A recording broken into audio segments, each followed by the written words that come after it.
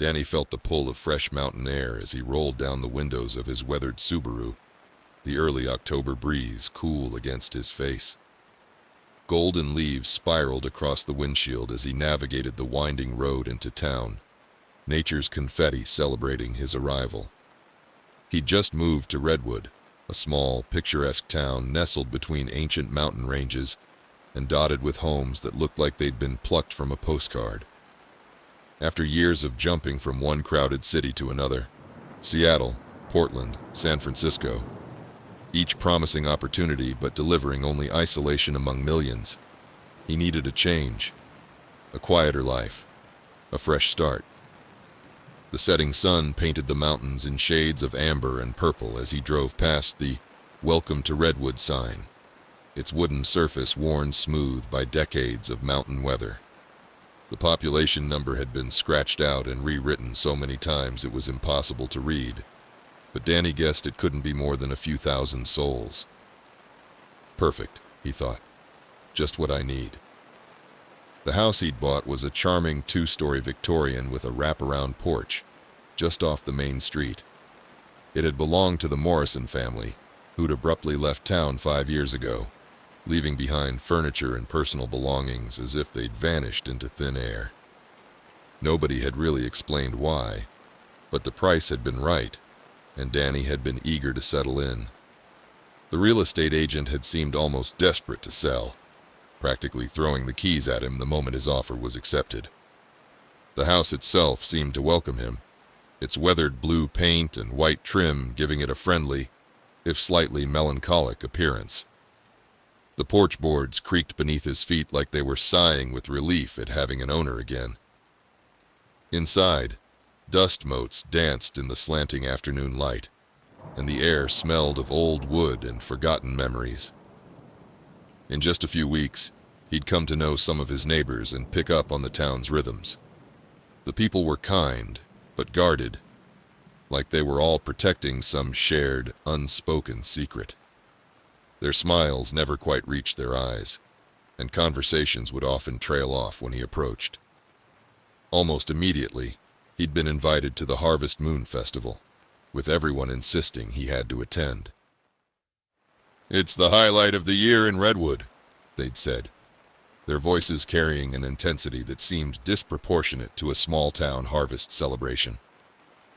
Mrs. Henderson at the local diner had been particularly insistent, grabbing his arm with surprising strength as she told him about the festival's importance. "It's tradition," she'd said, her rheumy eyes boring into his. "Everyone participates. Everyone." The way she'd emphasized that last word had sent a chill down his spine, though he couldn't explain why. Now, with only a few days to go, the town was buzzing with an electric sort of excitement that bordered on feverish.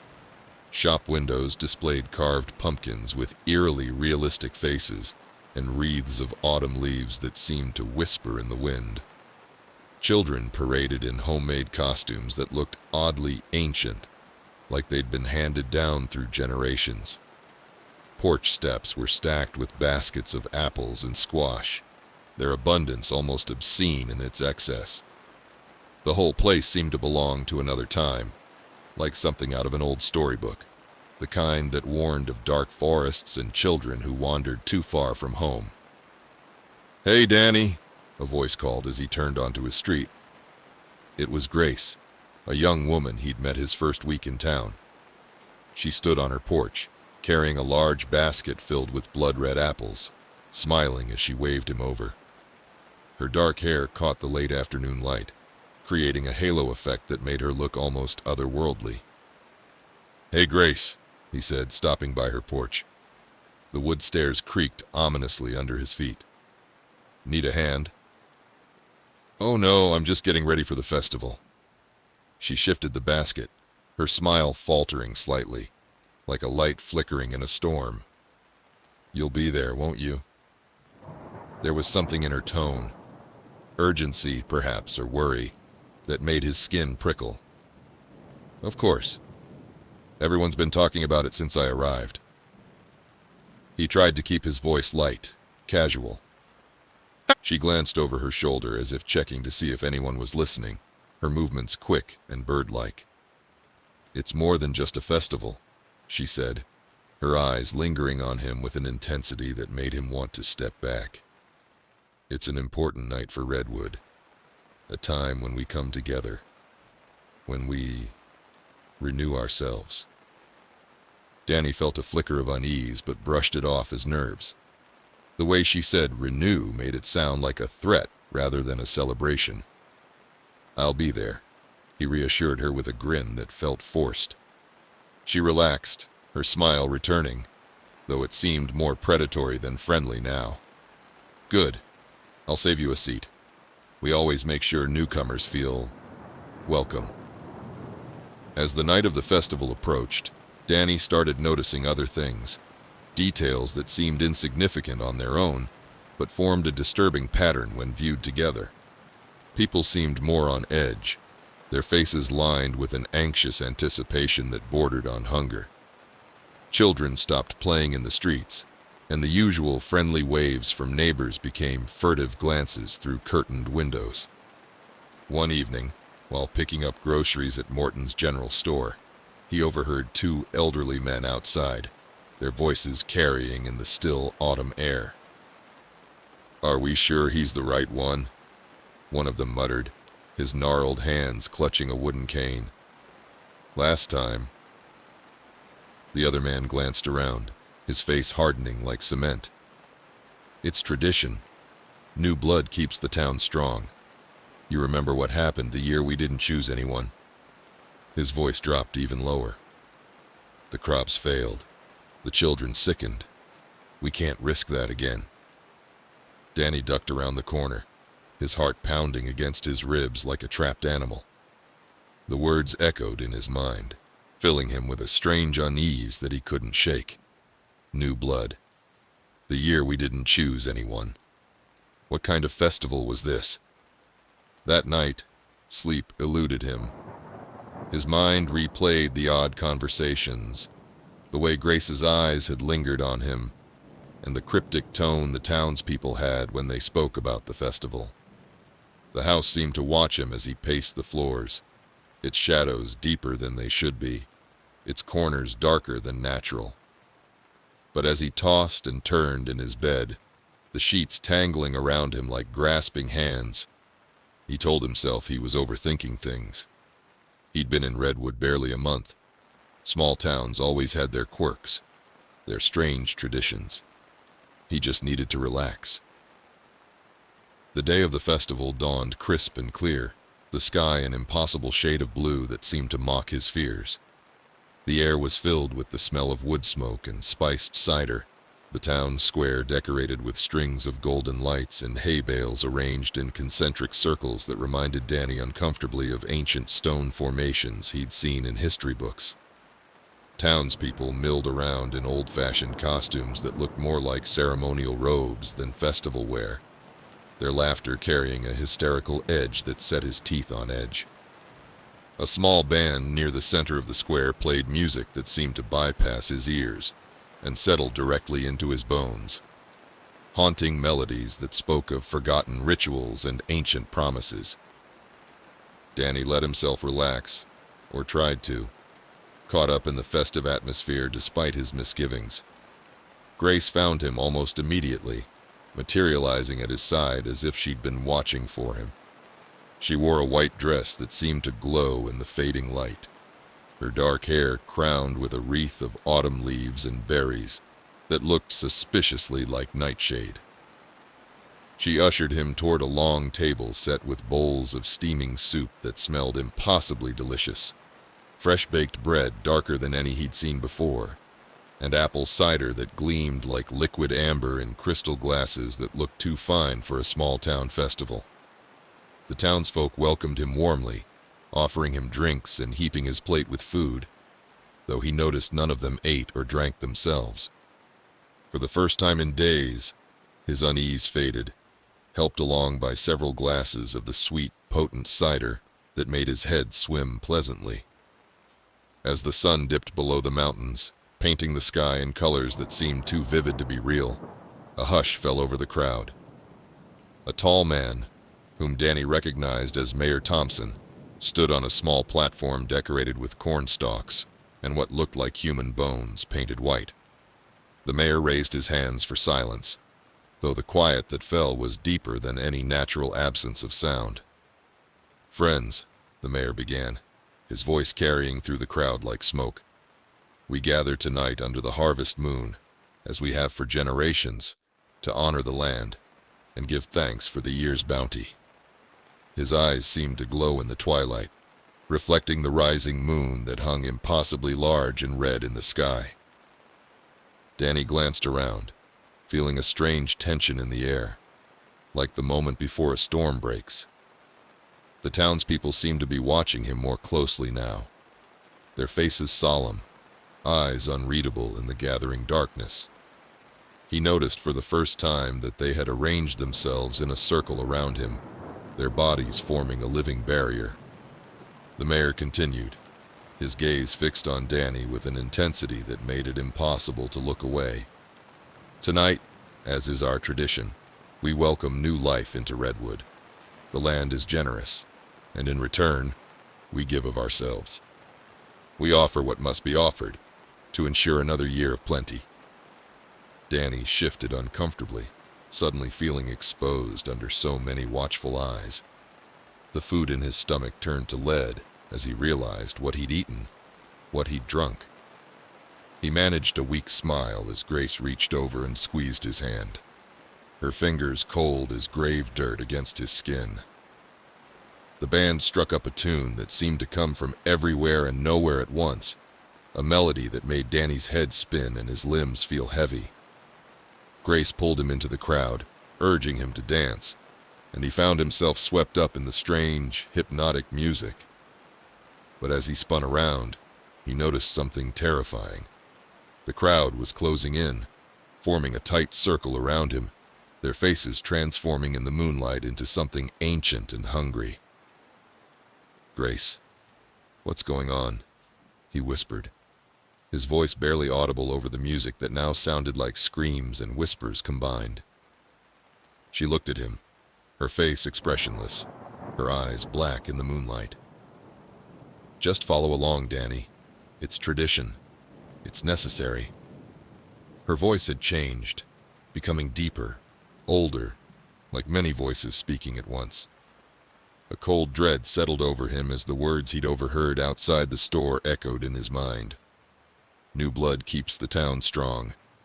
The year we didn't choose anyone." He understood now, too late, what kind of tradition this really was. He tried to pull away, but the circle tightened, blocking any path to escape. The townspeople's faces were shadows now, their eyes glinting with something dark and unknowable. The music grew louder, the beat pulsing like a heartbeat, drowning out his racing thoughts. The moon above seemed to pulse in rhythm, its light turning the color of fresh blood. "Let me out," he said, his voice trembling. "This isn't funny anymore." But it had never been funny, had it? He'd just been too blind to see the truth behind their smiles, too eager to belong to notice the signs. But no one moved. The townspeople swayed in unison, their voices murmuring words in a language older than the mountains themselves, their eyes fixed on him with a hungry, unwavering focus. He felt trapped, like a fly caught in a web, surrounded by people he'd thought were friends, but who had only been waiting, watching, preparing for this moment. Mayor Thompson stepped forward, holding a silver cup that looked ancient, its surface covered in symbols that hurt Danny's eyes to look at. The cup was filled with a dark, viscous liquid that moved wrong, like it was alive. He extended it toward Danny, his face grave but his eyes alight with an unholy fervor. "Drink, Danny," he said, his voice low and commanding, carrying the weight of centuries. "It's part of the tradition, part of the sacrifice that keeps Redwood alive, that keeps us all alive." Danny shook his head, backing away, but the townspeople closed in, leaving him no room to escape. Hands reached out from the darkness, gripping his arms, his shoulders, his neck. He looked to Grace, his eyes pleading, but she only watched him with that same empty expression, her beauty transformed into something terrible in the bloody moonlight. "Why are you doing this?" he whispered, his voice breaking. "Please, just let me go. I won't tell anyone." "Every year the land demands a new life," the mayor said, his tone solemn but tinged with anticipation. "We honor that tradition to keep Redwood safe. It's how we survive, how we have always survived." His smile revealed teeth that seemed too sharp, too numerous. "And you, Danny, you're perfect. Young, strong, alone. No one will miss you." Danny's heart pounded as the full horror of his situation became clear. The missing Morrison family, the whispers, the way everyone had welcomed him, almost as if they'd been waiting for him. Because they had been waiting, hadn't they? They'd been waiting for someone like him, someone they could take without consequences.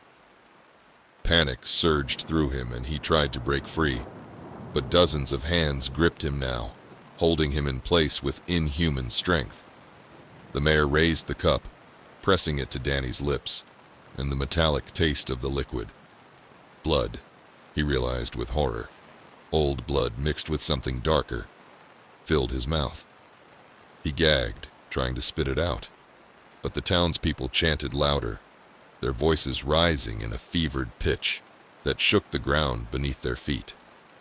The music swelled to impossible volumes, the world spinning around him as the liquid burned its way down his throat like liquid fire.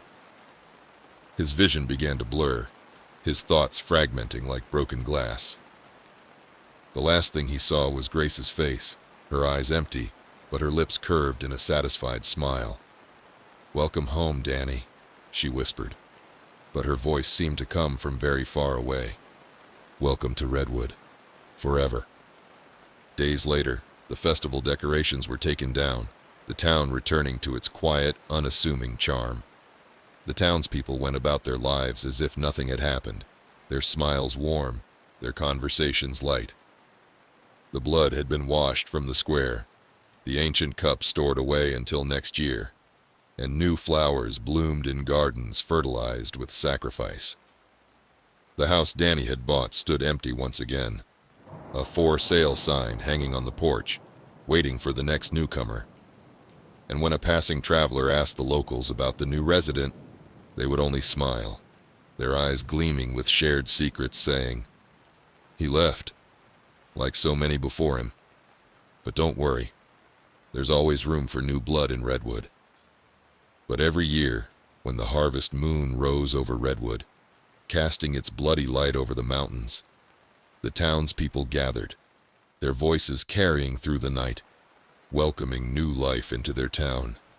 And in the darkness between moments, in the shadows between heartbeats, Danny's spirit lingered, bound to the land like all the others before him, his essence feeding the soil, ensuring Redwood's dark survival for another year. And sometimes, on quiet nights, new residents would swear they could hear voices on the wind, whispers of warning trying to save them from the fate that awaited them. But by then, it was always too late. The town had chosen them, just as it had chosen Danny, just as it would choose again and again, feeding its hungry earth with the blood of the unwary, the trusting, the alone. For in Redwood, the harvest never truly ended, and the moon always hung red and full, waiting for the next sacrifice to join its eternal dance. Mara pulled into Maple Hill in early autumn, her old Honda Civic winding through streets drenched in the warm hues of changing leaves. Sugar maples lined the sidewalks, their branches forming golden arches that seemed to welcome her into town. She'd been drawn to Maple Hill's quiet charm and affordable rent after her recent breakup with Alex. 6 years ending with a text message and an empty apartment in Boston. A fresh start was exactly what she needed, and this picturesque New England town seemed to offer exactly that. She'd found the rental listing online, a small, cozy apartment on the top floor of a Victorian house, complete with dormer windows and gingerbread trim painted in fading shades of blue and white. The Olivers, who owned the house and lived downstairs, had seemed almost too perfect during her viewing. Harold with his neat bow ties and carefully trimmed mustache, Martha with her flour-dusted apron and warm smile that didn't quite reach her eyes. The rent was suspiciously low for such a beautiful place, but Mara had been too relieved to question it. Her savings had taken a hit after the breakup, and teaching jobs were hard to come by mid-semester. When the Olivers had offered her the apartment on the spot, she'd signed the lease immediately, ignoring the slight tremor in Martha's hand as she held out the pen. Maple Hill seemed perfect on the surface. Quaint shops lined the main street, each filled with handmade crafts, locally grown produce, and seasonal decorations. The coffee shop served perfect lattes in mismatched mugs, and the bookstore had reading nooks that seemed designed for losing yourself for hours. People greeted her with polite smiles, neighbors waved from their porches, and there was an easy rhythm to life in the town that made her feel like she belonged. But one night, about a week after moving in, she noticed something strange. Mara had been unpacking boxes in her living room, sorting through the debris of her old life. Books Alex had given her, destined for donation. Photo albums she couldn't bring herself to open. Coffee mugs from their travels together. The familiar task had almost distracted her from noticing the unusual silence from downstairs. The Olivers were usually active in the evenings. She'd grown accustomed to their routines. Harold's shuffling footsteps, Martha's gentle humming, the clinking of dishes in the kitchen, the low hum of Jeopardy, drifting up through the old heating vents. But tonight, there was silence. She dismissed it at first, assuming they were out visiting friends or running errands. The Olivers often mentioned their involvement in various town committees and social groups, though Mara had noticed they never specified which ones. But as the evening wore on, the silence began to feel heavy, oppressive, like a weight pressing down on the old house. The next morning, when she went down to ask Mrs. Oliver about an electric bill that had arrived in their name, there was no answer. She knocked again, louder this time, but the house remained still. The silence had a different quality in daylight, less mysterious, more unsettling. Concerned, she tried calling their phone, but it went straight to voicemail, Mrs. Oliver's cheerful voice asking her to leave a message they would never retrieve. Oddly enough, the Olivers' car was still parked in the driveway, a sensible blue Volvo with a small garden gnome air freshener hanging from the rearview mirror. She peered through the windows, catching glimpses of their furniture through the lace curtains. Harold's favorite armchair, the collection of antique teacups Martha had proudly shown her, family photos on the walls whose subjects seemed to stare back at her with knowing eyes. But there was no sign of either Oliver. After a day of unanswered calls and no signs of movement, Mara decided to bring it up with her neighbor, Mrs. Hatch, an elderly woman who often sat on her porch knitting and watching the street with sharp, observant eyes. Mrs. Hatch seemed to know everything about everyone in Maple Hill, though Mara had noticed she never actually spoke to anyone except to offer cryptic observations about the weather. "Oh, don't worry yourself," Mrs. Hatch said, her knitting needles clicking together like tiny bones, as a peculiar smile flickered across her face. "People come and go all the time in Maple Hill. It's part of the charm." Mara's brow furrowed, her unease growing. "But their car is still here, and I haven't seen them since yesterday. They didn't say anything about leaving. Shouldn't we call someone? The police, maybe?" Mrs. Hatch's needles stopped their rhythmic movement for just a moment, her smile tightening at the corners. "It's best not to ask too many questions, dear. Folks here like their privacy. And the police, well, they understand how things work in Maple Hill." The answer left Mara deeply unsettled. She thanked Mrs. Hatch and returned to her apartment, trying to shake off the unease gnawing at her bones. But as the day wore on, her worry grew. She'd never known the Olivers to leave without a word. They were private, yes, but not rude. And their absence had left a strange silence in the house that made her feel oddly exposed, as if the empty rooms below were somehow watching her. Over the next few days, Mara continued asking around, bringing up the Olivers in casual conversation at the coffee shop, the grocery store, even the small art gallery where she'd taken to spending her afternoons. But her inquiries were always met with the same tight-lipped response. Some people offered sympathetic nods, others avoided eye contact, and a few seemed to look at her with something akin to pity, or perhaps anticipation. And that was when she noticed something chilling. In every interaction, she caught a common refrain. People in Maple Hill seemed to disappear with alarming regularity, and no one wanted to talk about it. More unsettling, she realized, was that everyone seemed to expect it. A woman at the bakery mentioned how her previous assistant moved on without notice. The young man at the post office talked about his neighbors deciding to leave suddenly. Even the gas station clerk made an odd comment about how some folks just aren't meant to stay in Maple Hill. It was as if everyone in town shared some unspoken understanding that no one would acknowledge directly. And the more she listened, the clearer it became that the town didn't just tolerate these disappearances. They depended on them, like a hungry creature requiring regular feeding. One evening, while searching for answers, Mara decided to check the town's archives in the small public library. The building itself was a Victorian mansion converted for public use, its rooms still bearing the whispers of its original purpose. She explained to the librarian, a frail woman named Agnes, whose wire-rimmed glasses magnified her pale eyes to an unsettling degree, that she was interested in learning more about the history of the house she rented. Agnes gave her a knowing look but didn't question it, leading her to a room filled with microfiche readers and carefully preserved newspapers. "Be careful what you go looking for," she said softly before leaving Mara alone among the dusty records. "Some answers aren't meant to be found." Sifting through old newspaper clippings and town records, Mara's unease grew with each page she turned. She found articles dating back decades, each one documenting the sudden, unexplained departure of entire families. The articles were brief, almost casual, with statements that began to feel like a macabre pattern.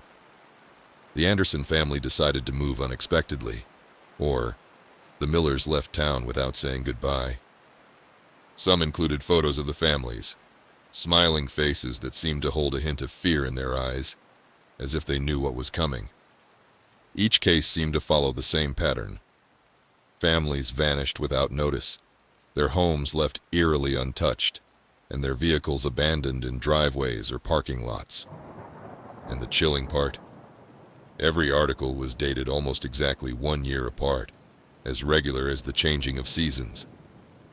Mara's hands shook as she pieced it all together, the truth forming like frost on a window.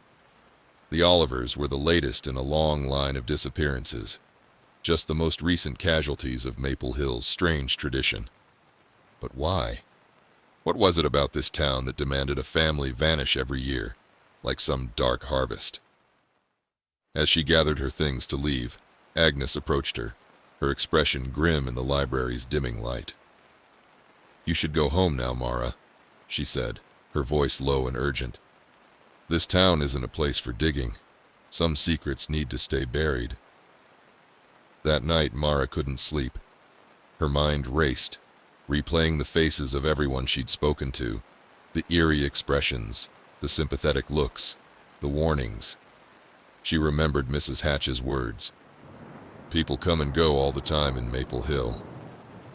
She realized then that the town didn't just ignore these disappearances, they orchestrated them. The next morning, as she went downstairs to grab her mail, she found something that made her blood run cold. A faded, worn journal sat on the doorstep, as if left there deliberately. It was old, its leather cover cracked and worn smooth around the edges, and the inside was filled with slanted, frantic handwriting.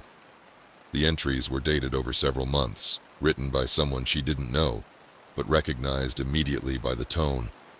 Someone like her. Someone who had tried to make sense of the disappearances. The writer described similar patterns. The silence from neighbors, the averted gazes, The way people seemed to watch certain houses with anticipation. They wrote about strange meetings in the town hall late at night, about whispered conversations that stopped when outsiders approached, about the way the town seemed to choose its victims carefully, always selecting those who wouldn't be missed by the outside world. The last entry, however, was the most disturbing. We've started hearing footsteps at night, and someone's been watching the house from across the street. I told my husband we need to leave, but he insists we stay, that it's all just small-town paranoia. I'm scared. I think we might be next. The town has chosen us, and there's nothing we can do. They're waiting, always waiting, and soon.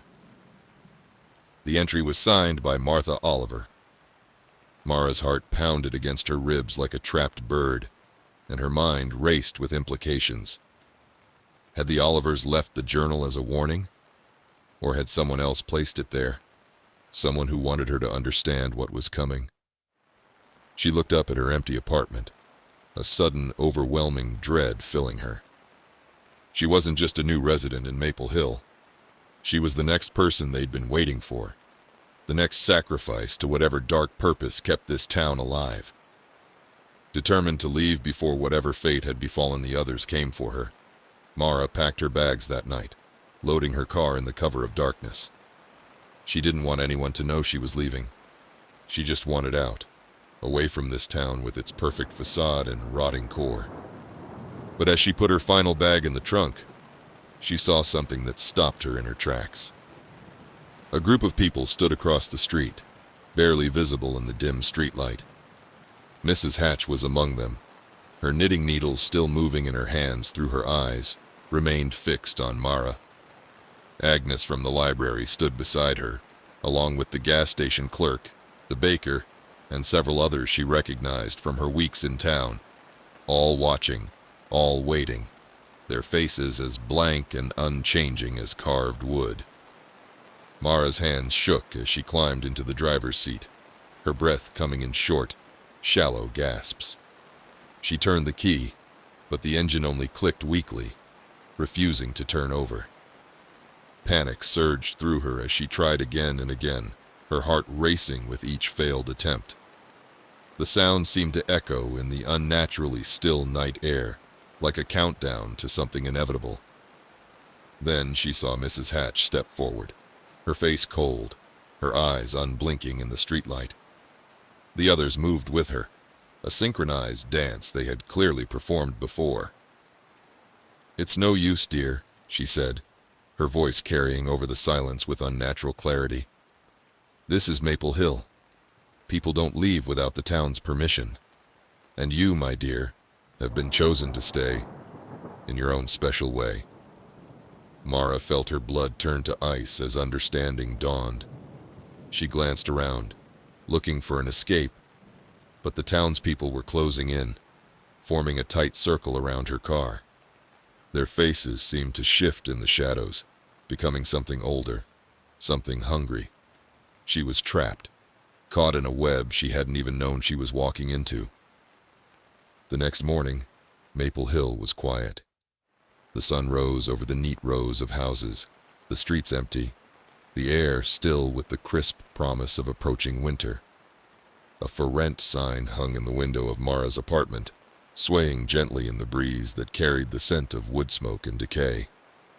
And the townspeople went about their day as usual, their lives undisturbed, their smiles hiding secrets older than any memory. There was no mention of Mara, no sign that she'd ever been there. Just another empty home, waiting for the next resident to be drawn in by Maple Hill's deceptive charm. In the coming weeks, they'd have new visitors, people charmed by the town's quiet streets and warm autumn colors, by the affordable rent and friendly faces. And when they asked about the previous tenant, the townspeople would smile, their faces blank and unknowing, their eyes holding the same ancient hunger that had kept Maple Hill alive for generations. After all, people came and went in Maple Hill, and no one ever questioned where they went, only knowing that Maple Hill was a place where certain secrets stayed buried, where the town itself demanded regular tribute, and where the price of perfect small-town life was paid in disappeared souls. Mrs. Hatch still sits on her porch, knitting endless scarves that never seem to be finished, watching the streets with patient eyes. She knows another newcomer will arrive soon. They always do. And Maple Hill will be waiting, hungry for fresh stories to add to its collection, for new names to join the long list of those who came to start over and instead became part of the town's dark legacy. The sugar maples still line the streets, their leaves turning gold and red with each passing season. And somewhere beneath their roots, in spaces that don't appear on any map, the disappeared ones of Maple Hill wait in eternal silence, their stories forever entwined with the town that claimed them. Sophia settled into Coldwater cautiously, the way a deer might step into an unfamiliar clearing. It wasn't her first choice, wasn't even her 10th, but her husband Ben's new job as the town's only veterinarian had taken them here, and she hoped that their small, quiet lives would finally get the fresh start they'd longed for after 3 miscarriages and countless nights of silent grief. From the outside, Coldwater seemed charming enough. Quaint Victorian houses with manicured lawns, white picket fences that looked freshly painted despite the town's apparent age, and a few bustling shops along Main Street that seemed frozen in time. The townsfolk were polite, if a bit reserved, their smiles never quite reaching their eyes. Yet she couldn't shake the feeling that everyone here knew more about her than they let on, about her losses, her fears, her desperate hope that this pregnancy would be different. The morning sickness had faded by the time they moved in, replaced by the gentle flutter of movement that made everything feel more real. She was 6 months pregnant, her belly a perfect dome beneath her oversized sweaters, and with each passing week, she grew more anxious about the birth. The town had no hospital, just a small clinic that handled minor injuries and routine checkups. When she'd first noticed this absence, panic had risen in her throat like bile, but she'd been quickly assured by their neighbor, Alice, that the midwives would take care of her, just as they had with every other birth in Coldwater's history. "Oh, they're special, our midwives," Alice had said over tea one afternoon, her gaze sharp and knowing as she watched Sophia over the rim of her teacup. The china was delicate, decorated with tiny blue flowers that looked almost like eyes. "They have ways of sensing things. They always know what's best. Always have, since the town was founded." Sophia had smiled politely, trying to hide her discomfort behind her own cup of tea that tasted strangely bitter. She wasn't one for home births. She'd always imagined a clean, sterile hospital room, surrounded by trained doctors and modern equipment. After her previous losses, the thought of anything less made her anxiety spike. She tried to dismiss it, telling herself she'd find a way to make it work, that women had been giving birth at home for millennia. But as the days wore on, she couldn't ignore the strange undercurrent that seemed to ripple through the town whenever she ventured out. People looked at her with an intensity that made her skin crawl, their faces almost expectant, as if they were waiting for something. Shopkeepers would pause while bagging her groceries, their hands hovering over her purchases as they studied her belly with unsettling focus. Children would stop their games to stare as she passed, their expressions unnaturally serious. Then, just as she was preparing to find an out-of-town doctor for the birth, carefully researching hospitals within driving distance, she received a visit from Lydia, the head midwife. Lydia was a tall woman with strikingly pale skin that seemed to glow in the late afternoon light. Her clothes were simple, a long black dress that brushed the ground, her gray hair pulled back into a neat bun. But there was nothing simple about her presence. She carried herself with a calm, almost unnerving demeanor, and her eyes, a shade of blue so pale they seemed almost colorless, appeared to see right through Sophia's carefully constructed facade of acceptance. "We heard you were planning to go elsewhere for your child's birth," Lydia said, her voice low and measured, each word carefully chosen. She hadn't waited for an invitation to enter, simply gliding past Sophia into the living room. That isn't necessary. The midwives have been caring for Coldwater's mothers and children for generations. Since before there were hospitals. Since before there were roads. Sophia tried to explain, her words tumbling out in a nervous rush, saying that she simply felt more comfortable in a hospital setting, that her history made her high risk. But Lydia's expression remained cold, her eyes narrowing slightly. "We know what's best for you and your child," Lydia insisted, reaching out to place a hand on Sophia's belly without asking permission. Her touch was ice cold, even through the fabric of Sophia's dress. "Trust us, Sophia. The child must be born here. Must be evaluated properly." After that visit, the townspeople seemed to watch her more closely. Even casual conversations at the grocery store or post office felt laced with hidden meanings, everyone urging her to trust the midwives, to believe in their ways. The pressure mounted daily, and she found herself losing sleep, lying awake at night, her hands protectively cradling her growing belly as she listened to strange sounds outside her window. Whispered conversations, soft footsteps in the grass, the occasional sound of singing that seemed to come from everywhere and nowhere at once.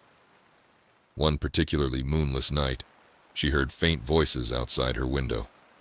She looked out to see Lydia and two other midwives standing in her yard, their black dresses making them look like shadows given form. Their faces were upturned toward her window, pale ovals in the darkness, and they stood in perfect stillness, as if in some silent communication with forces she couldn't perceive. They remained there until she closed the curtains, heart pounding against her ribs like a trapped bird. When she told Ben about the incident the next morning, he tried to reassure her, though his own face betrayed unease. "It's just their way," he said, his hands shaking slightly as he poured his coffee. "Maybe it's a tradition or something. Small towns have their quirks." But Sophia knew it was more than that. There was something wrong, something dark and hidden beneath the surface of Coldwater, like rot beneath fresh paint. She began noticing other things too, how there were no young children playing in the yards, how certain houses stood empty but perfectly maintained, how people would fall silent when she passed, only to resume their whispered conversations once she was just out of earshot. As the weeks went by, Sophia's anxiety grew, her nightmares filled with images of shadowy figures in silent rooms, of babies crying in the distance but never within reach. She avoided the midwives as best she could, but they were always there, always watching, their pale eyes following her every move with predatory patience. One evening, desperate for some kind of explanation, she confided in Alice, hoping her neighbor would offer some comfort, or at least a rational explanation for the town's strange behavior. "Oh, you poor dear," Alice said, patting her hand with fingers that felt like dry twigs. "But you know, the midwives are only trying to keep the town safe. Sometimes, a child isn't meant for this world. They can sense it, you see. They know which ones belong and which ones don't." The words struck her like a physical blow. "What do you mean?" Alice's face softened, her voice dropping to a whisper that seemed to carry despite its softness. "Not all children are healthy for Coldwater. The midwives can tell. They've always been able to tell. It's their gift, you see. Their duty. They keep the balance." A chill ran through Sophia, her blood turning to ice in her veins. She realized then that the midwives didn't just help with the births. They decided who was fit to be born, who was acceptable to Coldwater's strange standards. And if they determined her child wasn't suitable. She left Alice's house in a panic, her mind racing with horrible possibilities. She had to leave. She couldn't risk staying in a place where her child's life might be at stake, where ancient practices and unknown criteria would determine her baby's fate. But as she and Ben packed in haste, throwing clothes and essentials into suitcases with trembling hands, a knock came at the door. It was Lydia, flanked by two other midwives, their faces hard as stone, their eyes fixed on her with terrible purpose. "Where are you going, Sophia?" Lydia asked, her voice as cold as a winter grave. Sophia's mouth went dry, her tongue feeling thick and clumsy. "I'm going to a hospital. I've made arrangements." Lydia's lips curved into a thin smile that never touched her eyes. "That won't be necessary. We'll come to you when it's time. The child must be born here, must be judged here. It's the way things have always been done." Sophia's hands shook as she tried to push the door closed, but Lydia's foot blocked it with surprising strength.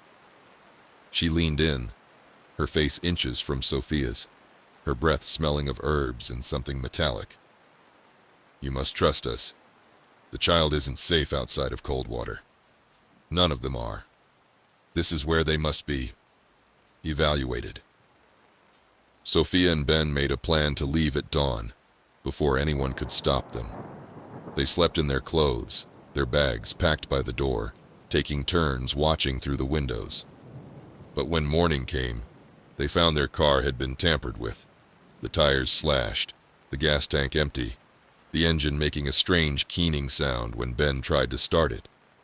Frantic, Ben tried calling for a cab, for a tow truck, for anyone who might help them escape, but every line was dead.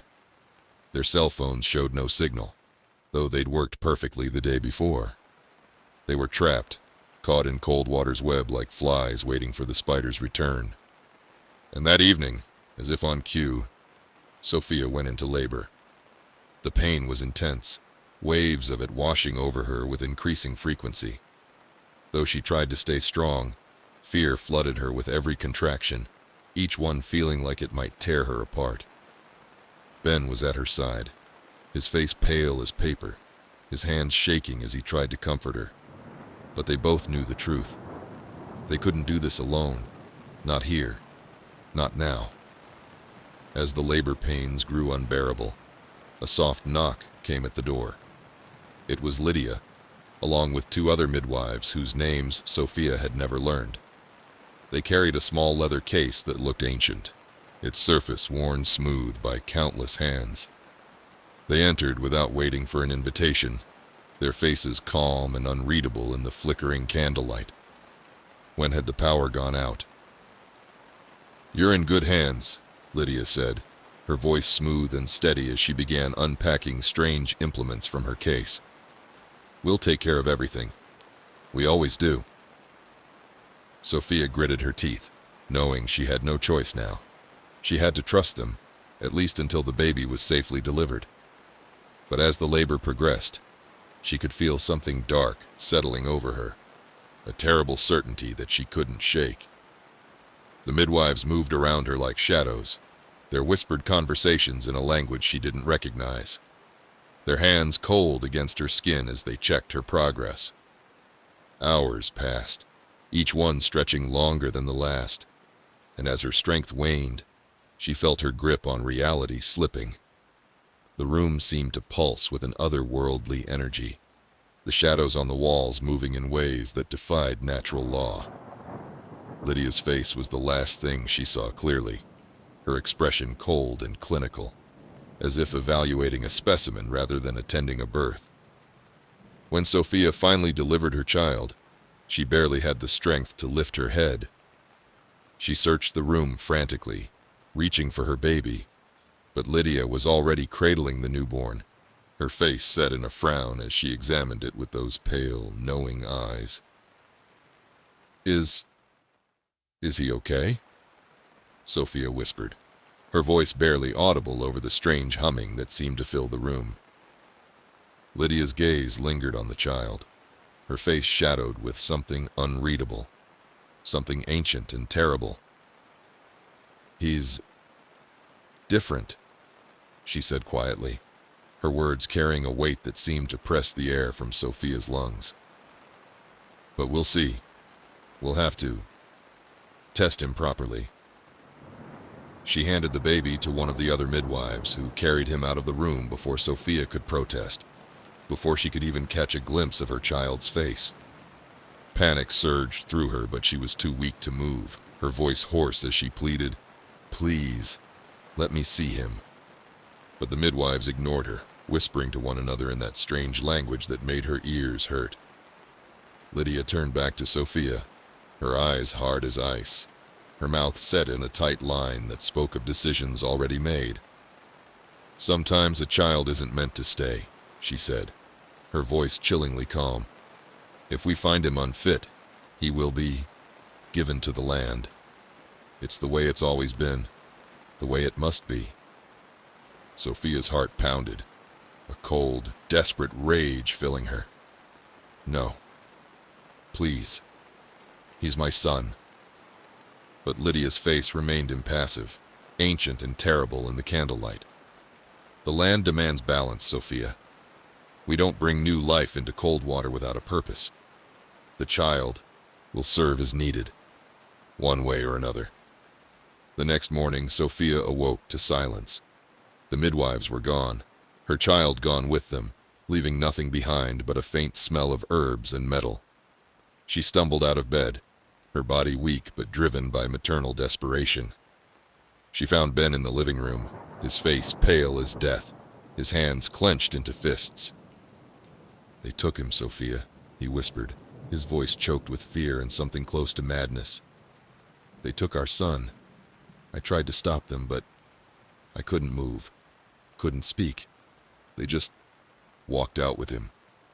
They searched everywhere, throughout their house, down the empty streets, even knocking on neighbors' doors that never opened. No one would speak to them. No one would even look at them. It was as if the town had closed itself off, its secrets sealed tight behind drawn curtains and locked doors." Days passed with no word, no trace of their son, until finally, desperate and defeated, they decided to leave. Their car started perfectly now, as if it had never been tampered with. They packed what little they had, their spirits broken, and drove out of cold water, their hearts heavy with a grief they could never fully express. But as they crossed the town's border, Sophia looked back one last time and felt a shiver run down her spine that would never fully leave her. There, on the edge of town, stood Lydia and the other midwives, watching them with cold, unwavering gazes. A faint, knowing smile played on Lydia's lips as she raised her hand in what might have been a wave or a blessing or a curse. They never spoke of cold water again, but the memory haunted Sophia for the rest of her life. She would wake in the night, thinking she heard a baby crying, only to find silence. And sometimes, in the dead of night, she'd hear faint whispers, soft, melodic voices that seemed to call her back, a reminder of the life she'd lost, of the child who had been judged and found wanting by forces older than civilization. Years later, she would drive past Coldwater's exit on the highway and see the town sign, pristine and welcoming as ever. And underneath, in smaller letters that seemed to shift and change even as she read them, "Where every child finds their place." She never looked back again, but she knew the midwives were still there, still waiting, still deciding which children belonged in their town and which would be given to the land, maintaining their terrible balance in ways she would never understand and never forget. Emma arrived in Willow Creek at the start of spring, her small Honda packed with everything she owned, following a GPS signal down winding roads flanked by ancient oaks. The trees' branches reached across the street like gnarled fingers, creating twisted shadows on her windshield. After 3 years of teaching in bustling Chicago, the silence here was almost overwhelming. The town charmed her immediately with its idyllic streets, the rows of Victorian houses with blooming gardens, and the quiet, familiar hum of small-town life. Each house seemed to have sprung from a vintage postcard, with their wraparound porches and delicate gingerbread trim. Flowers burst from every available space. Daffodils nodded their yellow heads. crocuses pushing through the last patches of snow, and early tulips standing like sentries along neat brick walkways. She was the town's newest schoolteacher, hired just in time for the spring semester after the sudden departure of her predecessor. Mrs. Eleanor Wright had left without notice midwinter, leaving behind a classroom of confused students and a trail of whispered rumors. When Emma asked about her during the interview, the school board members exchanged quick glances and muttered something about family obligations. The elementary school building itself was a red brick monument to Victorian architecture, its bell tower rising above the town like a watchful eye. Her classroom, room 204, still held traces of Mrs. Wright's presence, a half-empty coffee mug in the desk drawer, lesson plans that ended mid-sentence, and a heavy wool coat forgotten on the hook behind the door. Her students were polite and well-behaved, almost eerily so. They sat in perfect rows, answered questions in complete sentences, and never spoke out of turn. But sometimes she caught them staring out the windows with worried expressions, or huddled together during recess, speaking in hushed tones that fell silent when she approached. One day, as she was gathering up her things after class, organizing papers and straightening desks, a few students lingered. Sarah Miller, Lucy Chen, and Tommy Parker stood near her desk, their faces unusually serious, hands clenched together like they were drawing strength from each other. "Miss Collins," Sarah said, her voice small, her dark pigtails quivering slightly. "Do you know about the vigil?" Emma frowned, setting down her red marking pen. The word vigil seemed to hang in the air like smoke. "The vigil? No, I haven't heard of it. What is it?" The children exchanged wary glances, their faces pale as fresh chalk. Tommy spoke up, his voice barely above a whisper, fingers playing nervously with the hem of his sweater. "Everyone in town stays inside on the first night of spring. All the windows have to be covered and you can't look outside no matter what." His eyes darted to the windows, as if checking that something wasn't already watching. Emma felt a chill despite herself, but she smiled, trying to ease the tension that had suddenly filled the room like cold water. "Sounds like a spooky tradition," she said lightly, keeping her voice steady and reassuring. "Why do people do it?" The children fell silent, avoiding her gaze. Lucy's lower lip trembled. Then Sarah muttered, "You'll see," in a voice that seemed far too old for her 10 years. Before she could press them further, the children scurried out of the classroom, their footsteps echoing down the empty hallway, leaving her alone with an uneasy feeling that settled in her stomach like lead. That evening, she walked home through the gathering dusk, the spring air carrying a hint of winter's chill. The streets were oddly empty for this time of day, and she noticed people hurrying to finish their errands, casting worried glances at the darkening sky. She stopped at Mrs. Reed's house, her elderly neighbor who had been nothing but kind since Emma's arrival. The old Victorian had seen better days, its paint peeling in places, but the garden was immaculate, filled with early spring blooms and carefully tended herbs. When Emma asked about the vigil, Mrs. Reed's weathered face grew grim, and she lowered her voice to a whisper, ushering Emma inside. The house smelled of lavender and old books, and dozens of crosses hung on the walls, their shadows creating strange patterns in the fading light. "The vigil's a sacred tradition here," she said, glancing out the window as though checking to make sure no one was listening. Her hands trembled as she poured tea into delicate china cups. "On the first night of spring, we stay inside, cover every window, and don't make a sound. It's been this way for generations, since the town was founded." Emma leaned in, curiosity piqued, watching steam rise from her untouched tea. "But why? What happens if you don't?" Mrs. Reed's eyes flickered with something like fear, the wrinkles around them deepening. "No one dares to find out," she replied, her voice barely audible over the ticking of an ancient grandfather clock. "It's for our own protection. Something walks the streets on that night. Something you don't want to see. She touched a silver cross at her throat, her fingers trembling. A chill ran down Emma's spine, but she tried to laugh it off, the sound hollow in the quiet room. Surely it's just an old superstition, right? Like not walking under ladders or breaking mirrors? Mrs. Reed shook her head, her face somber. The grandfather clock struck 6, making Emma jump. You're new here, dear, but on that night you'll do well to follow the rules. And whatever you do, don't look outside. Mrs. Wright. She trailed off, her eyes distant.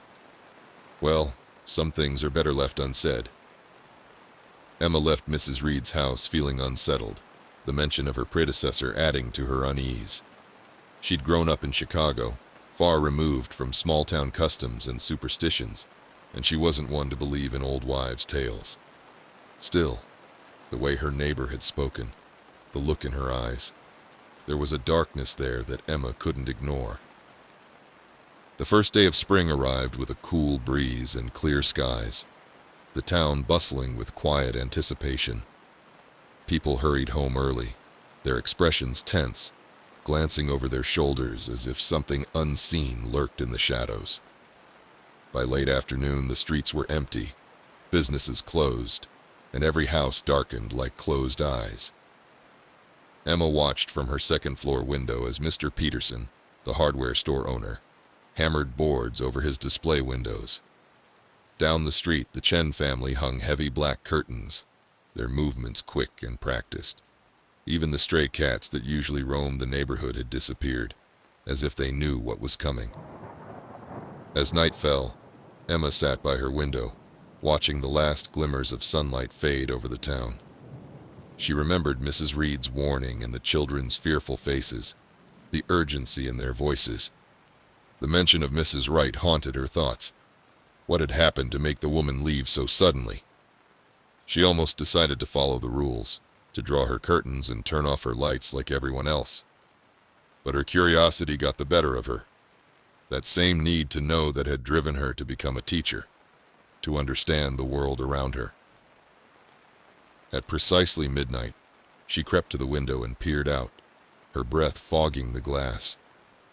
The grandfather clock in her hallway, a housewarming gift from Mrs. Reed, told the hour with deep, resonant chimes that seemed to echo through the empty streets. The street was empty, bathed in pale moonlight that cast everything in shades of silver and shadow. The houses were dark, their windows covered like blind eyes, and an eerie silence blanketed the town. For a moment she thought that nothing would happen, that she'd spent all this time worrying over nothing. But then she saw it. A figure emerged from the shadows at the end of the street, moving slowly, almost lazily, as if it had all the time in the world. It was tall, impossibly tall, its body shrouded in a dark, tattered cloak that trailed along the ground like living shadows. The figure's head was covered by a hood, and it moved with an unnatural grace, as if it were gliding rather than walking, its feet never quite touching the ground. Emma's heart pounded as she watched the figure move from house to house, pausing in front of each door. She couldn't see its face, if it even had one, but she could feel its presence, heavy and malevolent, filling the street with an oppressive silence that seemed to swallow even the sound of her breathing. She forced herself to breathe quietly, to keep still as the figure moved closer, stopping in front of each house, lingering for a moment, and then continuing down the street. When it reached her house, her breath caught in her throat. It stopped. The figure turned, facing her door, its head tilting as if listening. She clamped a hand over her mouth, willing herself not to move, not to make a sound. For a moment she thought it would leave, that it hadn't noticed her watching from above. But then, slowly, it began to glide toward her window. Her heart pounded, her mind screaming at her to move, to hide. But she was frozen in place, watching as the figure drew closer, its shadow stretching across her yard like spilled ink. The air grew thick and cold, and she could see her breath crystallizing in front of her. It stopped just outside her window, its face inches from the glass. Emma's blood turned to ice as she stared into the darkness beneath its hood, where two pale, glowing eyes stared back at her, unblinking and cold as ancient stars. They weren't human eyes. They were something older, something that had watched civilizations rise and fall, something that had existed in the dark spaces between worlds since before time began. For what felt like an eternity, they stared at each other, her body paralyzed with fear. She could feel its gaze boring into her, peeling away her thoughts, her memories, reaching into the darkest parts of her mind. In those moments, she understood why Mrs. Wright had fled, why the children spoke in whispers, why the town lived in fear of this night. Then, without a sound, it turned and continued down the street, disappearing into the shadows like smoke. But she knew, with a certainty that chilled her to her core, that it had marked her, that she would never truly be free of its gaze. Emma stumbled back from the window, her hands shaking, her mind reeling from what she'd seen. She barely slept that night, every creak and groan of the house filling her with dread. She imagined she could hear whispers in the walls, see shadows moving at the corners of her vision. The next morning, the town returned to life as if nothing had happened. People emerged from their homes, smiling and chatting as though it had been an ordinary night. Children played in the streets, dogs barked, and the spring sun shone warmly on the blooming gardens. But Emma knew better. She'd seen something, a figure that no one should ever have to see, a presence that defied explanation. When she tried to ask Mrs. Reed about it, the woman just gave her a knowing look, her face lined with pity. "You shouldn't have looked, Emma," she said, her voice filled with sorrow. "Now it knows you." Emma's heart skipped a beat. "What do you mean?"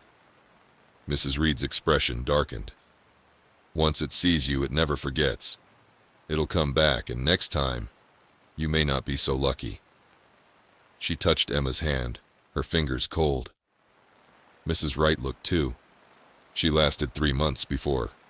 She trailed off, shaking her head. Days passed, but Emma couldn't shake the feeling that something was watching her. At night, she'd catch glimpses of shadows moving outside her window, hear faint whispers drifting through the walls, and feel a chill in the air that hadn't been there before. Her students noticed the change in her, the dark circles under her eyes, the way she jumped at sudden noises, how she never turned her back to the windows. One night, just as she was drifting off to sleep, she heard a soft tapping at her window. Tap, tap, tap. Her blood turned cold, her heart pounding as the tapping grew louder, more insistent. She knew it was the figure from that night, the thing that had walked the streets in silence, and she knew that if she looked, it would see her again. This time, it might not just be watching. But the tapping didn't stop. It grew louder, a slow, deliberate rhythm that filled her with a terror she couldn't ignore. She lay in bed, eyes squeezed shut, willing herself not to look, not to acknowledge it. The temperature in the room dropped until she could see her breath, and the shadows in the corners seemed to writhe and dance. Eventually, the tapping stopped, leaving an eerie silence in its wake.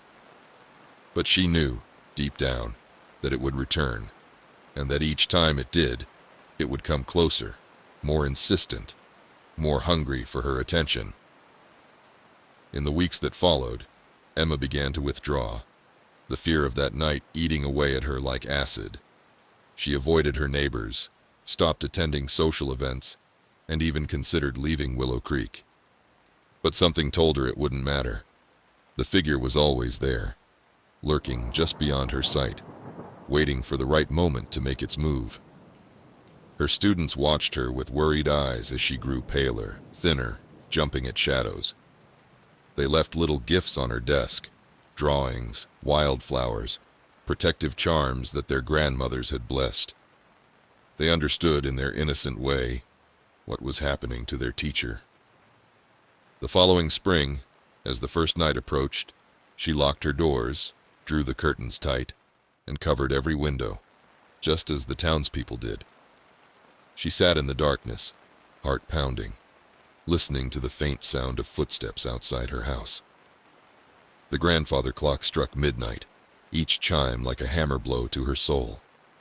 And as the night deepened, she heard it, the soft rhythmic tapping on her window, a reminder of the figure that would never forget her, a shadow that would haunt her for the rest of her days.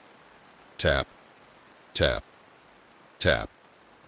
And as the town of Willow Creek returned to its quiet existence, Emma remained trapped in her home, knowing that every spring, the vigil would return, and with it, the shadowed figure that had marked her as its own.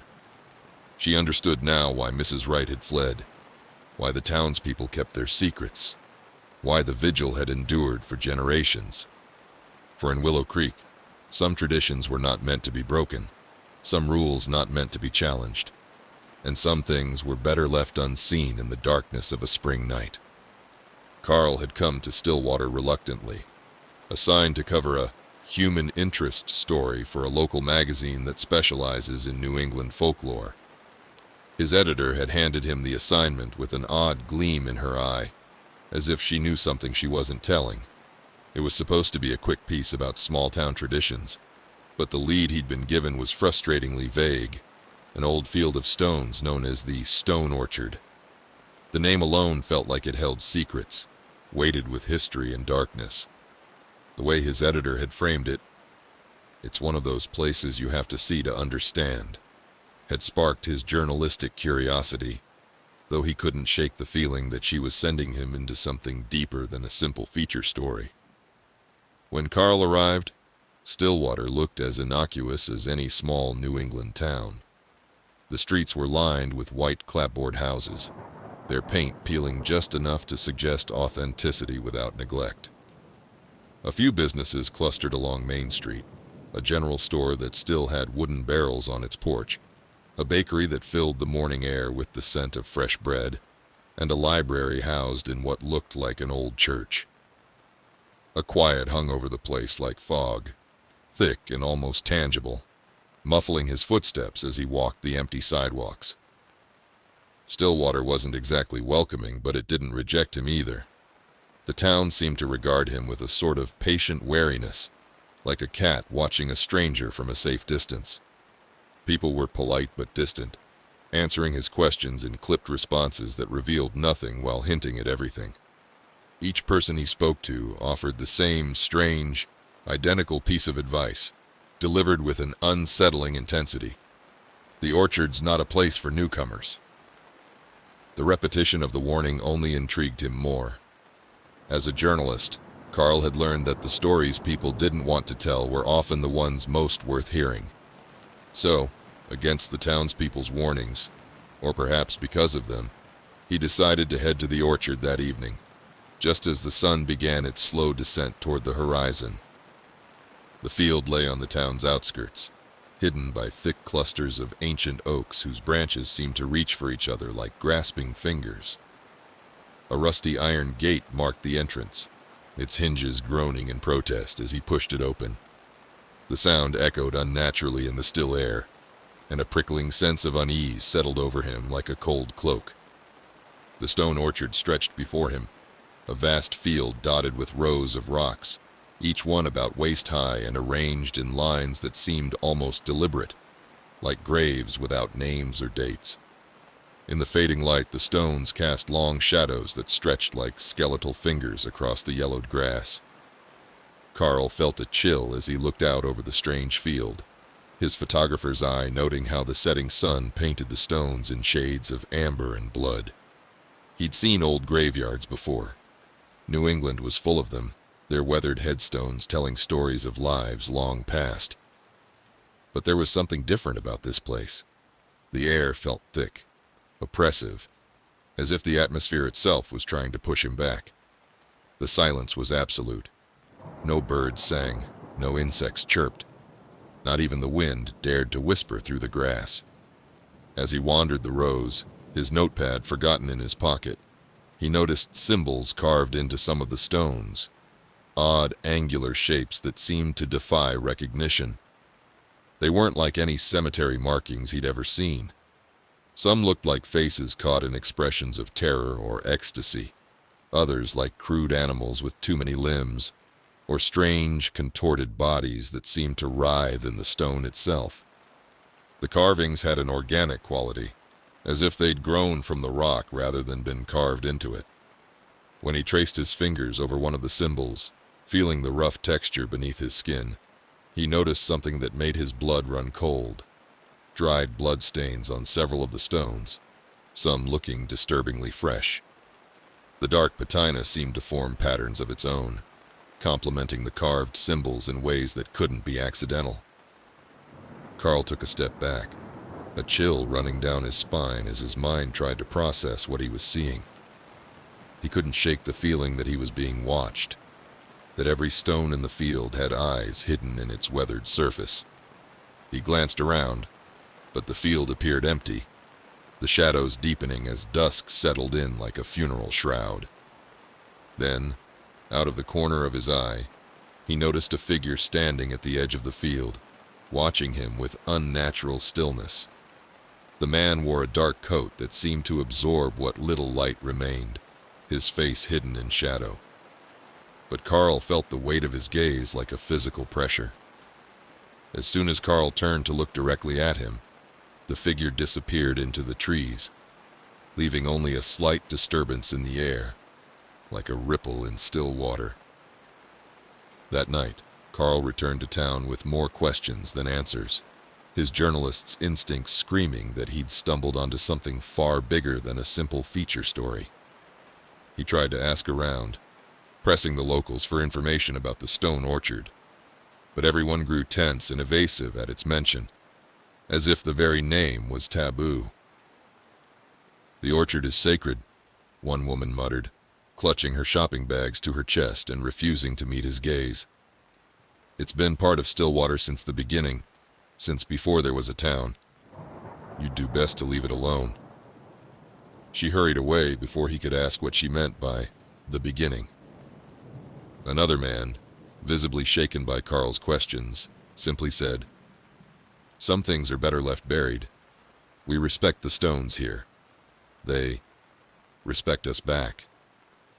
His hands trembled as he spoke, and Carl noticed old scars on his palms, arranged in patterns similar to the symbols he'd seen in the orchard.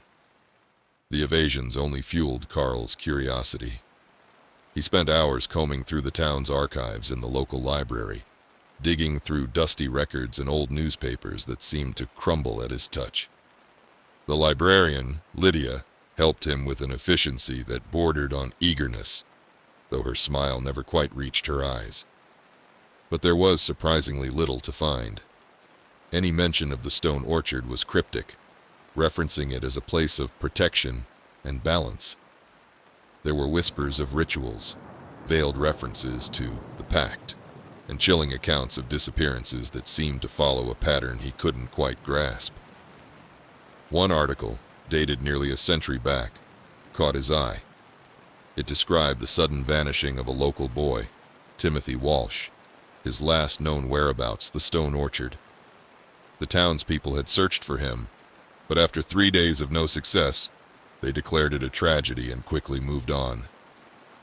Too quickly, Carl thought, noting how the article spent more space discussing the bumper crop that followed than the actual disappearance. His pulse quickened as he continued reading, finding similar stories spaced decades apart. One disappearance every 20 years, each victim last seen near the stone orchard. The pattern was too precise to be coincidence, and the town's reaction was always the same: brief concern followed by rapid acceptance and unusual prosperity. His stomach twisted with dread as he did the math. The last disappearance had been 19 years ago. Determined to uncover the truth, Carl returned to the stone orchard the following night, armed with his camera and a digital recorder. The air felt colder than before, heavier, as if the very atmosphere was trying to warn him away. The silence was almost suffocating, broken only by the soft crunch of his footsteps on the dry grass. As he moved deeper into the field, weaving between the ancient stones, he heard a faint sound that made him freeze, a low, rhythmic chanting, like a whisper carried on non-existent wind. He strained to listen, his heart pounding in his chest. The sound was coming from the far end of the orchard, where a ring of stones stood larger and older than the others, their surfaces worn smooth by centuries of whatever dark purpose they served. He crept closer, keeping low, the chanting growing louder, more distinct. The words were in no language he recognized, but they seemed to resonate in his bones, making his teeth ache and his vision blur. Shadows flickered around the stones, and as he drew near he saw them. A group of townspeople, standing in a tight circle, their heads bowed, their voices murmuring in unison. Carl's blood ran cold as he recognized faces from the town.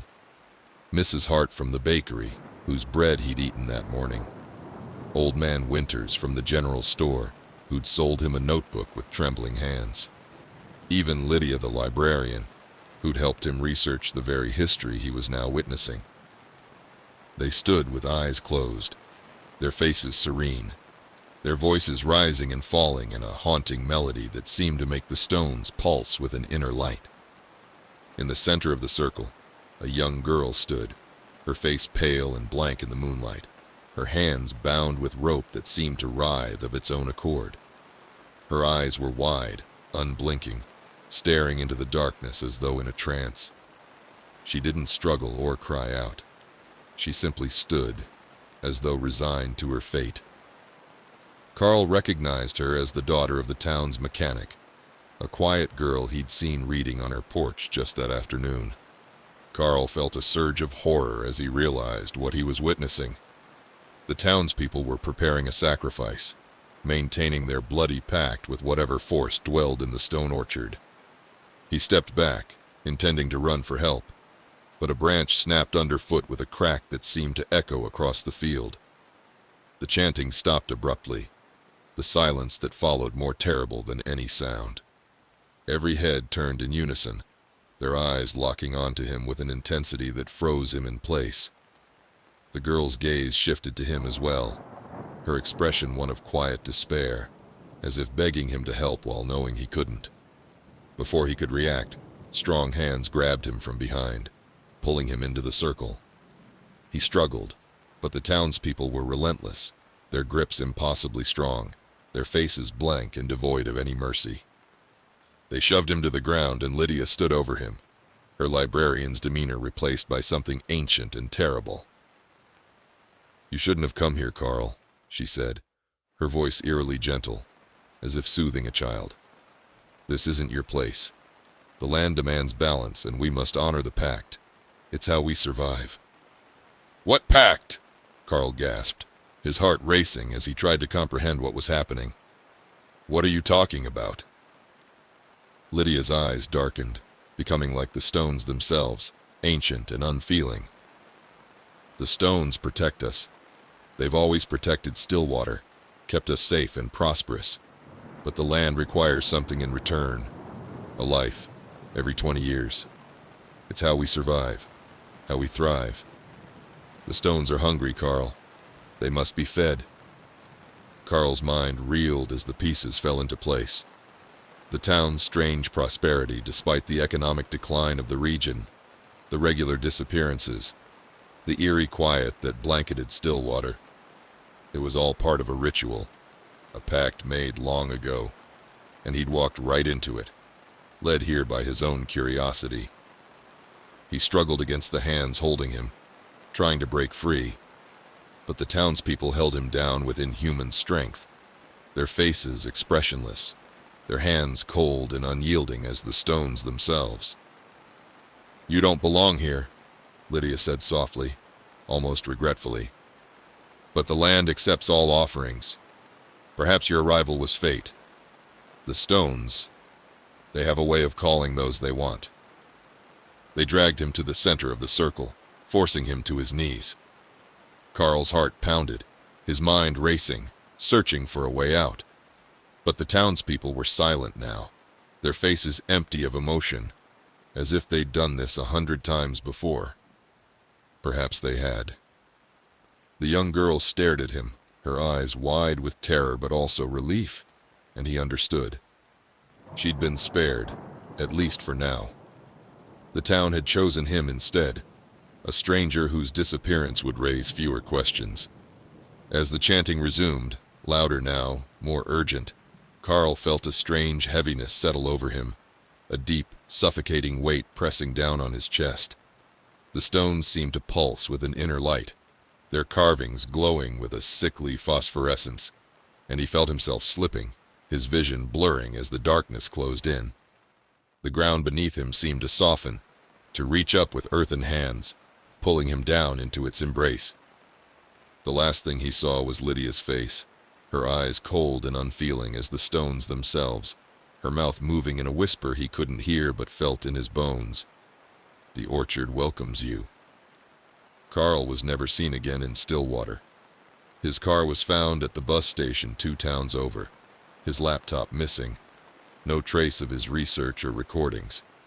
His disappearance was met with polite murmurs and knowing glances, the townspeople shrugging it off as just another stranger who'd wandered into the orchard and lost his way. His editor received a brief email, supposedly from him, saying he'd decided to take an assignment overseas. The field remained silent, the stones casting their shadows over the town, their carvings marking the passage of time and the weight of secrets kept. The young girl grew up to become part of the circle herself, understanding now the price of prosperity and the weight of tradition.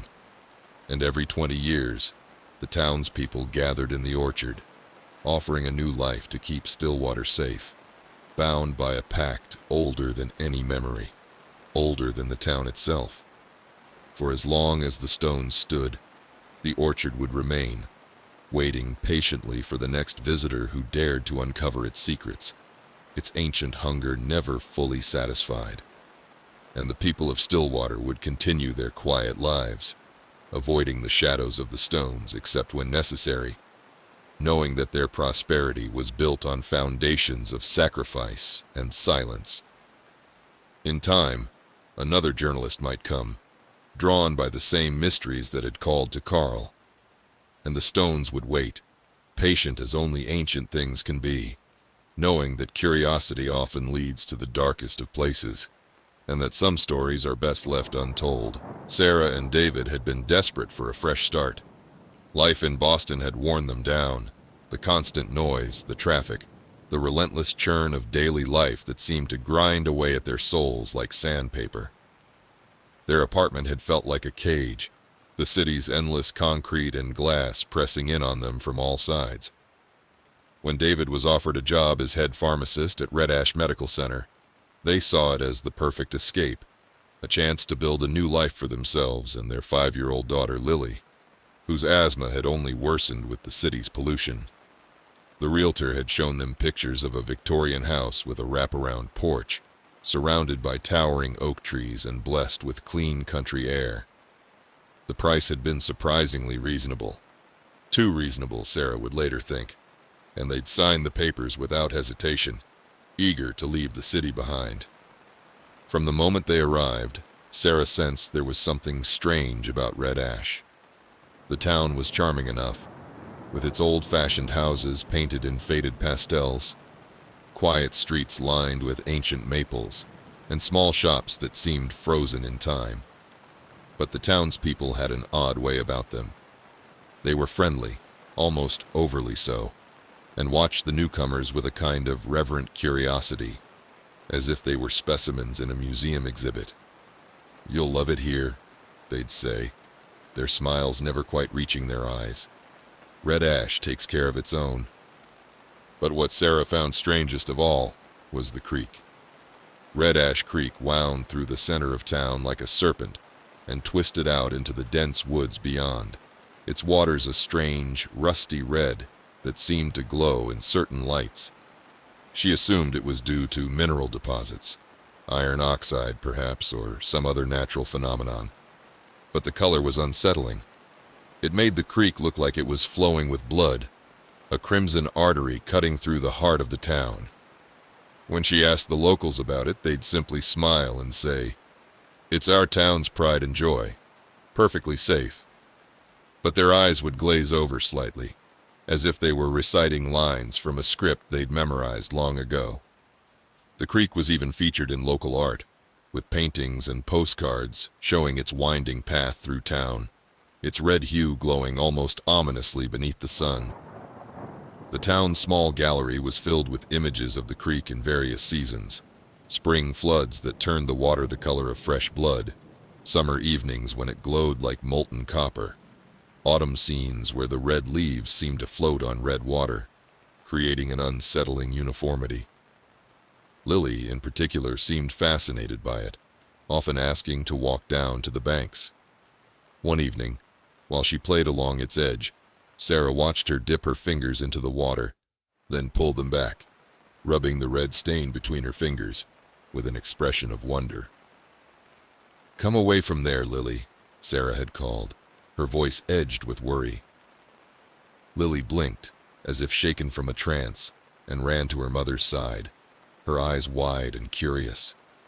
But even as they walked home, Lily kept looking back over her shoulder, drawn to the crimson flow like a moth to flame. "Mommy," she'd asked that night as Sarah tucked her into bed, "why does the creek sing?" Sarah had frozen, her hand hovering over the light switch. "What do you mean, sweetie?" "When I'm near it, I can hear it singing, like lots of voices, all whispering together." Lily's eyes had been dreamy, distant. "They want me to listen." Sarah had kissed her goodnight with trembling lips, trying to convince herself it was just a child's imagination. But that night, she lay awake, listening to the wind in the trees and wondering if, beneath it, she could hear the faint sound of singing. As the weeks passed, Sarah noticed how the townspeople seemed to treat the creek almost like a cherished family member. She often saw them filling jars with the red water, drinking it in small sips, or pouring it into their plants. Some even carried small flasks with them, taking occasional reverent sips as if it were communion wine.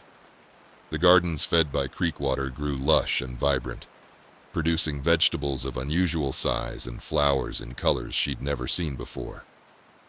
David teased her, calling her paranoid. He'd adjusted well to small-town life, pleased with his new position at the medical center. "It's just local color," he'd say, laughing. "Every small town has its quirks." But Sarah couldn't shake her unease. Lily, too, seemed drawn to the creek in a way that unsettled her. She would watch the water for hours, transfixed by the slow, steady current, as if it held some secret that only she could understand. One morning, while talking with an elderly neighbor named Mrs. Kemp, Sarah brought up her concerns.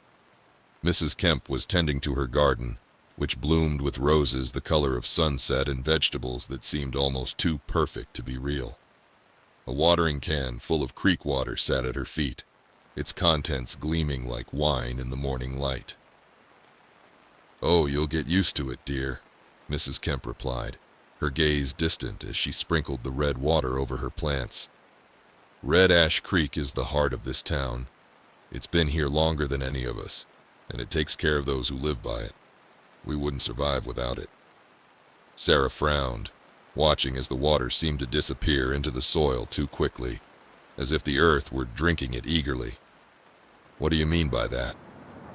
Mrs. Kemp smiled, a vague, unsettling look in her eyes. "You'll see soon enough.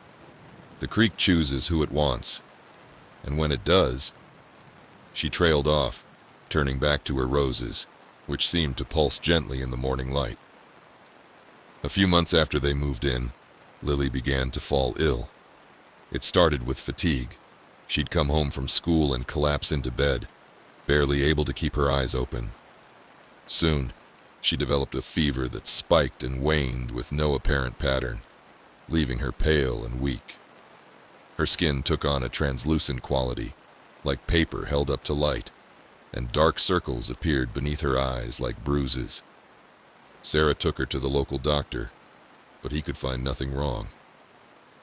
Dr. Matthews examined Lily with careful hands, his expression neutral as he listened to her breathing and checked her vital signs.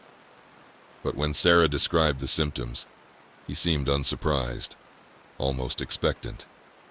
Lily's symptoms didn't match any known illness, he said, but there was no cause for concern. Sometimes children need time to adjust to new places, he'd said, his eyes never quite meeting Sarah's. And yet, with each passing day, Lily grew weaker. At night, Sarah would sit by her bedside, listening as Lily mumbled in her sleep, her words slurred and strange, like she was speaking to someone Sarah couldn't see. Sometimes she would catch phrases that made her blood run cold. "The creek is calling. They're waiting for me. I need to go deeper." One evening, as she was giving Lily a sponge bath, her daughter opened her eyes and looked at her with an intensity that made Sarah's skin crawl. Lily's pupils were dilated, almost completely black, and her skin felt cool and damp despite the fever. "Mommy," she whispered, her voice raspy, "I need to go to the creek." Sarah's heart raced. "Honey, it's late and you're not well." Lily's eyes grew wide and pleading, filled with an awareness that seemed far too adult for her young face. "Please, Mommy. The creek will make me better. It's calling me. It wants to help." The request chilled Sarah to her core. She hadn't told Lily about the townspeople's fascination with the creek, about the way they treated it like a sacred relic. And yet, here was her daughter, echoing the same belief as though it had been whispered to her in a dream. Against her better judgment, she bundled Lily up in a blanket and carried her down to the creek. The moon was full, casting an eerie glow over the red water, which seemed to shimmer and pulse under the night sky like a living thing. They weren't alone. Several townspeople stood along the creek's edge, each holding a small jar or flask, sipping the red water with closed eyes and expressions of ecstasy. One of them, a man Sarah recognized from the grocery store, approached her with a knowing smile. His eyes had that same glazed look she'd noticed in others, and his skin had a strange, translucent quality in the moonlight. "Don't worry," he murmured, his voice soft and dreamy. "The water calls those who need it. Let her drink. It will help. It always helps." Before she could protest, he handed Lily a small jar filled with the creek's water. Her daughter took it, her hands trembling as she lifted it to her lips. Sarah tried to stop her, but Lily drank deeply, her eyes closed in relief, as though the water were quenching some deep, ancient thirst that had been burning inside her. Incredibly, over the next few days, Lily's health began to improve. The fever faded, her strength returned, and soon she was back to her old self. Almost.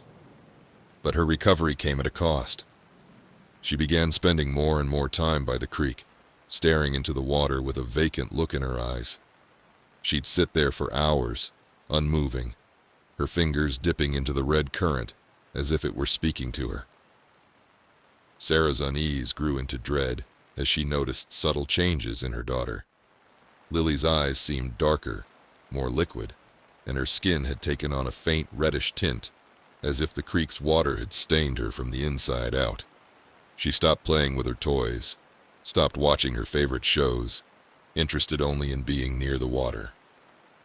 At night, Sarah would find her standing by the window, staring in the direction of the creek, her lips moving in silent conversation. Each time she tried to pull Lily away from the creek, her daughter would resist, her face blank and unseeing, her hands reaching back toward the water as if drawn by an invisible force. Sometimes she would cry out in a voice that didn't sound quite human, begging to return to what she called the singing. One evening, Mrs. Kemp stopped by with a jar of the creek water, insisting it would help Lily stay strong. The water seemed to move in the jar of its own accord, swirling even when held still. Sarah tried to refuse, but Mrs. Kemp's expression turned cold, her eyes suddenly sharp and alert. "Red ash takes care of its own," she said, her voice firm. "Lily needs the water. It chose her. Fighting it will only make things worse." After that, Sarah decided to do some digging of her own. Late one night, she combed through old records in the town's library, piecing together fragments of Red Ash's history. The librarian had given her an odd look when she asked about the creek's history, but had directed her to a collection of leather-bound journals kept under lock and key. She discovered that the creek had always been central to the town's survival. The first settlers had found it in 1832, and records showed that those who drank its water lived longer, healthier lives. But there were strange side effects. The water seemed to change people, slowly but irreversibly. Her stomach twisted as she read accounts of townspeople who became vacant, their personalities dull and their memories clouded, as if the creek had washed away everything that made them unique. Some children, once cheerful and vibrant, grew quiet, detached, spending hours by the creek, as if it had claimed a part of their minds. And there was something worse, a record of disappearances, all involving children. Every few years one would vanish without a trace, last seen by the creek's edge. The town treated these disappearances with an eerie acceptance, as if they were expected, even necessary. The final line in a crumbling journal sent a chill through her. "The creek doesn't heal. It consumes. It takes what it needs, leaving only a hollow shell bound to it forever. The price of our prosperity is paid in innocence." The realization hit her with sickening clarity. The townspeople weren't just superstitious. They were bound to the creek, feeding it with their reverence, offering their children as sacrifice for their continued health and prosperity. And now, it had chosen Lily. In a panic, she packed a bag, determined to leave Red Ash before the creek took her daughter completely. She gathered Lily, who seemed eerily calm, and tried to sneak out in the dead of night, her heart pounding as she carried her daughter to the car. But as she opened the door, a group of townspeople blocked her path, their faces blank, their eyes calm. They seemed to have appeared from nowhere, emerging from the shadows like spirits. "Where are you going, Sarah?" Mrs. Kemp asked, her voice eerily gentle. "The creek has chosen Lily. She belongs here now, just as we all do." Sarah clutched her daughter, backing away. "You're all insane. You're letting the creek poison you. It's killing our children." The townspeople only smiled, their faces serene, their eyes reflecting the moonlight with an unnatural gleam. "Red Ash gives us life," Mrs. Kemp said softly. "And in return, we give it what it needs. It's been this way for generations. It's how we survive." Desperate, Sarah tried to push through them, but they held her back, their hands firm yet gentle as they pulled Lily from her arms. She screamed, reaching for her daughter, but they carried her to the creek, their voices murmuring in a low, rhythmic chant that seemed to make the air vibrate. They knelt by the water's edge, dipping Lily's hands into the red current. Sarah's heart shattered as she watched her daughter's face relax, her eyes growing dull and liquid, her expression serene as she stared into the water. The creek seemed to pulse with a deep red light, and for a moment, Sarah thought she saw something move beneath its surface, something vast and ancient and hungry. When they let her go, Lily didn't look back. She stood by the creek, her fingers trailing through the water, her lips moving in a faint whisper, as though in conversation with something only she could see. Her skin had taken on the same translucent quality Sarah had noticed in the other townspeople, and her eyes reflected the creek's red glow. The next morning, Sarah and David left Red Ash, but Lily stayed behind. David had fought at first, but after drinking from a cup of water Mrs. Kemp offered him to calm his nerves. He'd grown accepting, even peaceful about leaving their daughter. Sarah knew the creek had claimed him too, in its way, though not as completely as it had taken Lily. Their daughter would remain there, bound to the crimson waters, forever claimed by the creek that had drained her of everything she'd once been. She would join the other children who had been chosen, their spirits feeding the hungry waters that kept Red Ash alive and prosperous. And every so often Sarah would return, standing by the edge of the creek, calling out to her daughter, hoping for a flicker of recognition. But each time, Lily would only smile, her eyes vacant and red-tinted, her fingers tracing the water's surface as she listened to songs only she could hear. Red Ash Creek had taken her, like it had taken so many before, bound forever to the red current that fed the town and kept it alive. Its hunger was ancient and endless, its patience infinite as it waited for new families to arrive, new children to choose, new souls to feed its eternal appetite. And Sarah knew that, for as long as the creek flowed, it would keep taking what it needed, the townspeople devoted to its unending hunger, their prosperity built on the souls of children who now lived only in the crimson depths of its waters, singing their endless, silent songs.